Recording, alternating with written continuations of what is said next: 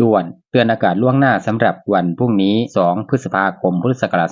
2568 ภาคเหนือก็จะมีอากาศร้อนกับมีฝนฟ้าคะนอง 60% ของพื้นที่ มีลมกระโชกแรง และมีฝนตกหนักบางแห่ง ส่วนมากบริเวณจังหวัดแม่ฮ่องสอน เชียงใหม่ เชียงราย ลำพูน ลำปาง พะเยา น่าน แพร่ อุตรดิตถ์ ตาก พิษณุโลก และจังหวัดเพชรบูรณ์ ส่วนภาคตะวันออกเฉียงเหนือก็จะมีอากาศร้อนกับมีฝนฟ้าคะนอง 40% ของพื้นที่ มีลมกระโชกแรงบางแห่ง ส่วนมากบริเวณจังหวัดเลยหนองคาย บึงกาฬ หนองบัวลำพู อุดรธานี สกลนคร นครพนม ชัยภูมิ ขอนแก่น นครราชสีมา และจังหวัดบุรีรัมย์ ภาคกลางก็จะมีอากาศร้อนกับมีฝนฟ้าคะนอง 30% ของพื้นที่ มีลมกระโชกแรงบางแห่ง ส่วนมากบริเวณจังหวัดนครสวรรค์ ลพบุรี สระบุรี พระนครศรีอยุธยา กาญจนบุรี และจังหวัดราชบุรี ภาคตะวันออกมีอากาศร้อนกับมีฝนฟ้าคะนอง 30% ของพื้นที่ ส่วนมากบริเวณจังหวัดนครนายก ปราจีนบุรี สระแก้ว ฉะเชิงเทรา จันทบุรี และจังหวัดตราด กรุงเทพและปริมณฑลมีอากาศร้อนกับมีฝนฟ้าคะนอง 40% ของพื้นที่ และมีฝนตกหนักบางแห่ง ส่วนภาคใต้ทั้งสองฝั่งก็จะมีอากาศร้อนกับมีฝนฟ้าคะนอง